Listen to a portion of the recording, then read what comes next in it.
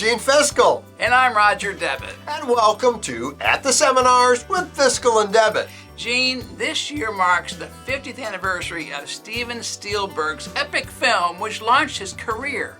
So we're going to look at 3 of his biggest hits. It's also an opportunity to highlight some recent GAAP developments. So what's our first film, Roger? Well, our first topic is somewhat of a taxing subject. I have a pretty good idea where you're going with this. I bet you do, Gene. So let's learn about new income tax disclosures in a scene from IT, the extra disclosures.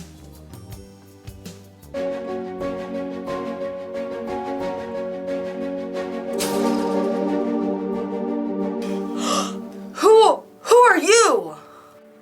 I am IT, the income tax terrestrial.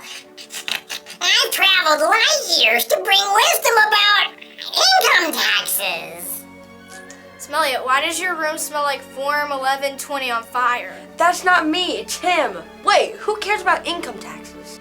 Income taxes are important to companies, and reporting them can be somewhat spacey.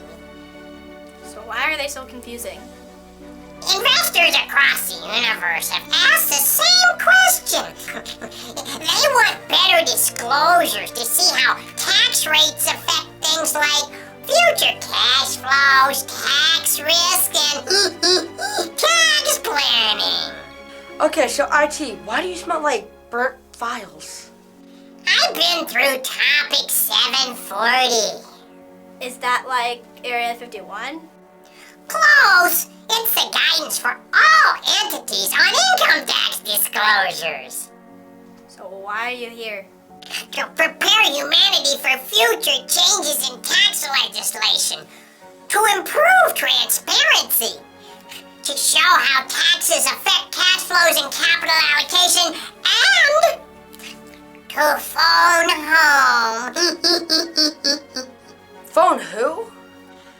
The FASB. Wow, IT, this should provide improved information for stakeholders. Oh, good. Disclosure.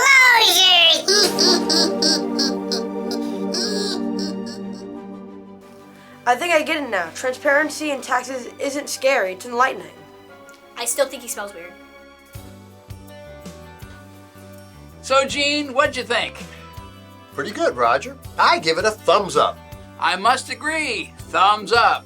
But you know, I realize that more disclosures can be somewhat of a burden to practitioners. That may be true, but we have to remember that the FASB added these new disclosures at the request of stakeholders.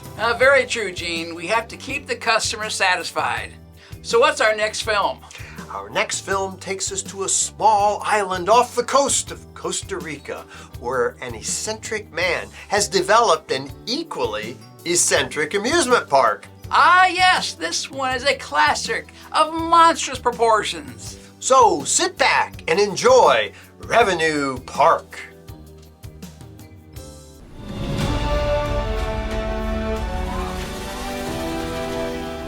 Welcome to Revenue Park, a revolutionary place where we've simplified revenue recognition into a principles-based framework. You mean you built a theme park for accounting standards? Not just any standards, Dr. Grunt. This is ASC 606, the most advanced revenue standard ever developed. It eliminates fragmented guidance and improves comparability. It's kind of like a ride. What is this? It looks poisonous. No, it's part of the 5-step model. Step 1, identify contracts with customers. Step 2, Chaos. Chaos is step 2 because no matter how much you prepare, contracts find a way. Step 2, identify performance obligations. Step 3, determine the transaction price. And Step 4, allocate the price. And Step 5, Let me guess. Run for your life. no. Recognize revenue when performance obligations are satisfied. It's elegant, like a T-Rex of transparency. Was that part of the demonstration? That's just a little implementation issue. We call it the post-implementation reviewosaurus. A reviewosaurus? Of course. Evaluating cost versus benefits while eating accountants for lunch. Wait, it has something stuck in its claws. The amendments issues between 2015 and 2021. It's part of an ongoing improvement process. Improvements? It's trying to improve us for dinner. This is why you don't rush revenue recognition evolution. Chaos, Hammock! Chaos! It's all under control. The FASB worked with IASB to ensure global alignment. Sure, because nothing says under control like variable consideration being clawed into tiny pieces. What is all this? They're enhanced disclosures. They provide clarity and comparability across industries. Look! Investors can see every revenue detail like never before. We have spared no expense.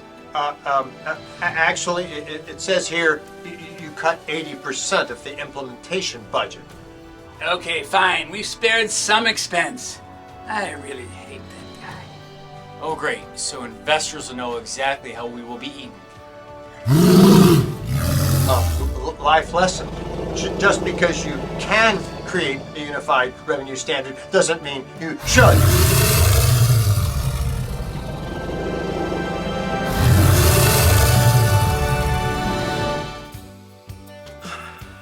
You know, that really wasn't as good as I remember it. Yes, but maybe we were just overly excited with the animation graphics the first time around. Thumbs down. Sadly, agreed. But the FASB did do a fine job of making sure that 606 worked out. Yes, and hopefully now we can all put the subject behind us. Now, can we move on to our 50th anniversary film? Of course. Let's go to that tiny New England resort town where a denizen of the deep is terrorizing the tourists with problems related to the new lease standard. Let's look at a couple of clips from Jowls.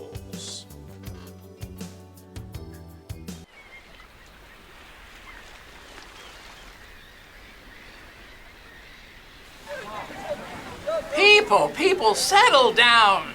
Yes, we've had another attack, but let's not jump to conclusions.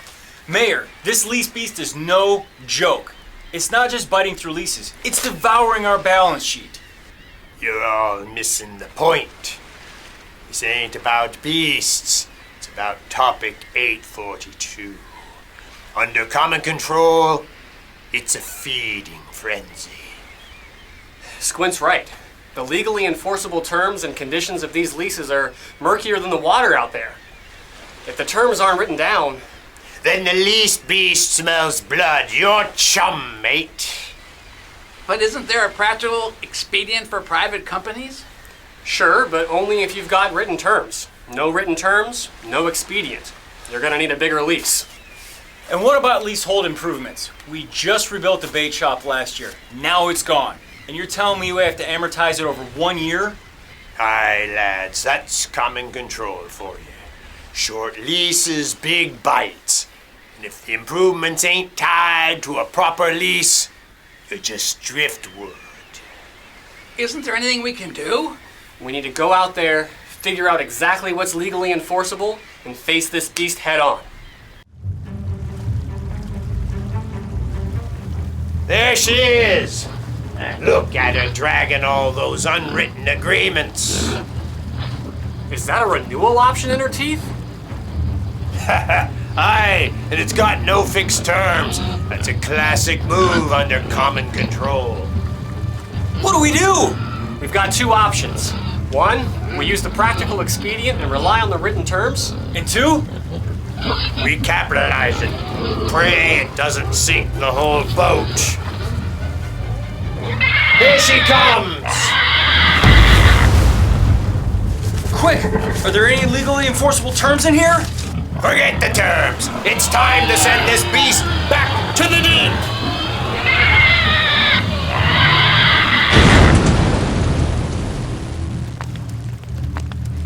Is it over? For now. But remember, if those terms aren't enforceable, the least beast will always come back. Aye, but at least we gave it something to chew on.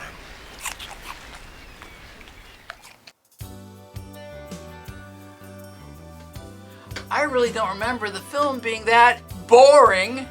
What?